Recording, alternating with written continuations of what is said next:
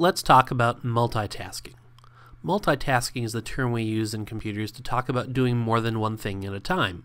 Your iPad is a multitasking device, which means you can have more than one program running at a time. Now, obviously, you've only got one screen. It's not like your laptop or your desktop computer where you can see more than one program at a time. But on the iPad, you can go from one program to another and have the other one still keep running in the background. And you can switch back to it very quickly. You don't have to stop and go and open up a new application and have it take several seconds. When you're in the Springboard, your home screen, to open up an app, all you have to do is touch its icon. Let me open up the Notes app, for example. Now that my Notes app is running, let's say I need to go and actually use a calculator.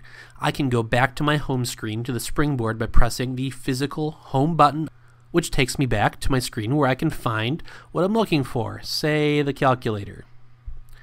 And now my calculator opens up. Now, what if I wanted to go back to my Notes? Do I have to go back to the Springboard to find my Notes app? No, you don't. The iPad has a built-in way of switching between the apps that you have running. Now, go to your physical home button. Instead of pressing it once, press it twice in quick succession.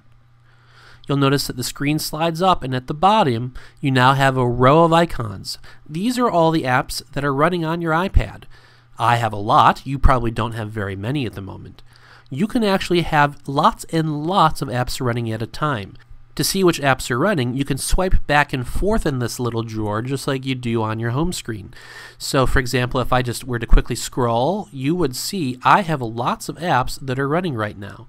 The iPad is very efficient. Each of these apps, when it's running, uses almost none of my iPad's resources, which means I could have dozens and dozens of apps running and never even know it. It's not going to make my iPad slow down like it would my computer.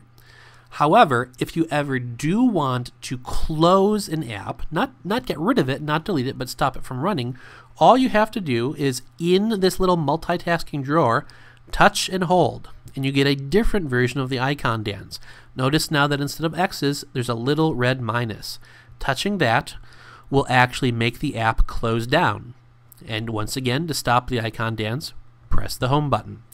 I can go back, and to switch to any of these applications, all I have to do is touch its icon. So for example, I've done my calculation. Now I want to put that in a note that I'm writing. I can just tap the Notes icon, and now I switch right over. That's all there is to it. It's really easy. The multitasking drawer has a couple of other secrets though.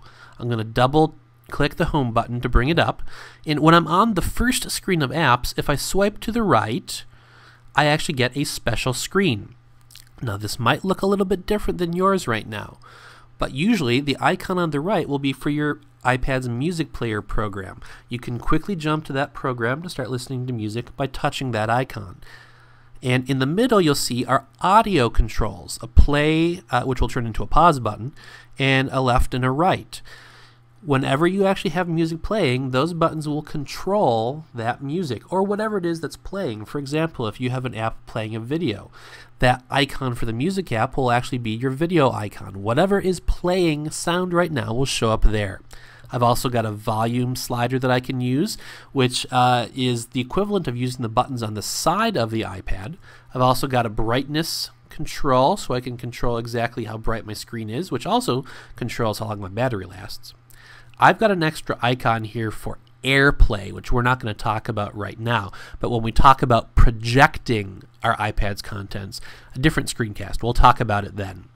And I've also got an icon here at the left. Mine is a speaker, because right now mine is set up for muting, but yours might be a little circular arrow, which would be the rotation lock. What shows up there is also tied to what the sliding switch on the side of your iPad does. The button here and the button a sliding switch on your iPad will always be opposites. One will be rotation lock, one will be mute. You get to choose which is which using the settings app, which we'll talk about in a different screencast. If I wanted to turn off mute, I would just touch it again. If I ever want to get out of the multitasking drawer, all I have to do is touch on the screen, and that's all there is.